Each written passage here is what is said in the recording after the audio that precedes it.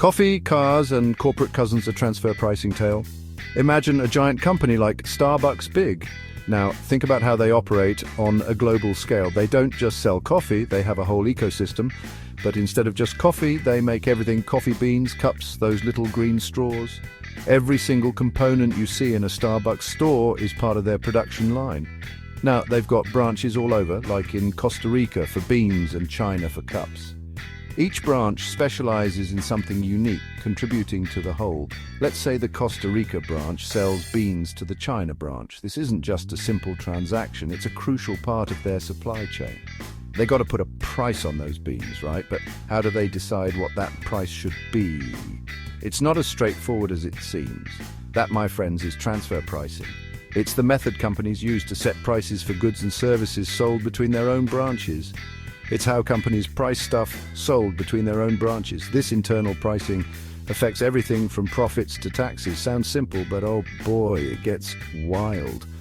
The complexities of transfer pricing can lead to intense negotiations, regulatory scrutiny, and even international disputes. It's a balancing act that requires precision and strategy. Here's the thing, that bean price, it ain't just about covering costs. Companies are sneaky. They want to make the most profit, but also pay the least taxes. See, different countries, different tax rates. So a company might try to make it look like profits are earned in a country with low taxes, even if the actual work happens somewhere else. How? By messing with that transfer price. Sneaky, right? This is where tax authorities get very interested. Let's say China has a higher tax rate on profits than, say, the Bahamas. Shocker. This means that companies operating in China have to pay a significant portion of their earnings to the government. On the other hand, the Bahamas, with its enticingly low tax rates, becomes a magnet for businesses looking to maximize their profits. Starbucks might be tempted to set a super low price for those Costa Rican beans going to China. By doing this, they can manipulate the cost structure in such a way that the Chinese branch appears to be less profitable. This isn't just a minor adjustment, it's a strategic move to shift profits. Why? Because then, on paper, the China branch makes less profit, meaning they pay less tax in China. This clever accounting trick allows them to report lower earnings in high-tax regions, effectively reducing their tax liability. It's a game of numbers, but with real-world consequences. The extra profit magically appears in their Bahamas branch, where taxes are lower. This isn't just a coincidence, it's a calculated move to take advantage of the tax haven's lenient policies. The money saved on taxes can then be reinvested or distributed as dividends, further enriching the company. This, my friends, is the dark side of transfer pricing. Using it to dodge taxes. While transfer pricing itself is a legitimate business practice, its misuse for tax evasion is what raises ethical and legal concerns. It's a fine line between smart tax planning and outright evasion. Not cool, Starbucks, not cool. Such practices not only undermine the tax systems of countries, but also erode public trust in corporations.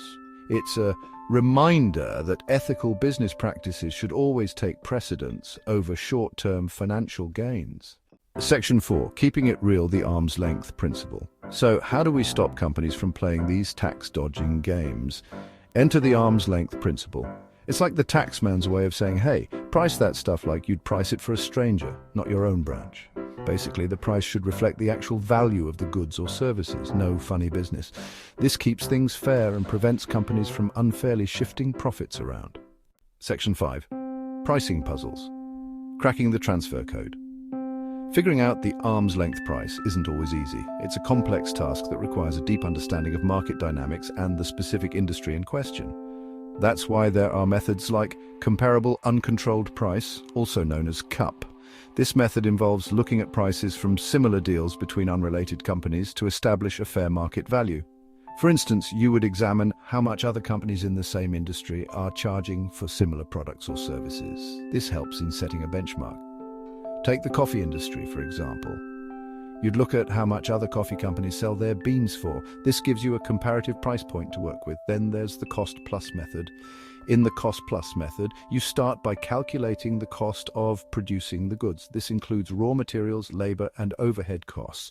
Once you have the total cost, you add a reasonable markup to ensure profitability. And finally, there's the resale price method. This involves starting with the final selling price of a product, like a latte, and then working backward. You subtract the profits and expenses to determine the transfer price. It's like solving a puzzle, really. Each piece of information helps you get closer to the true value. But it's not just about getting the numbers right. If companies don't get it right, they risk hefty fines and penalties. The tax authorities are always on the lookout for discrepancies and can impose severe consequences for non-compliance. And nobody wants a visit from the taxman, right? It's crucial for businesses to adhere to these pricing methods to avoid any legal troubles and ensure smooth operations. When done correctly, these methods not only help in compliance, but also in maintaining healthy business relationships and ensuring fair trade practices. So, cracking the transfer code is essential for long-term success.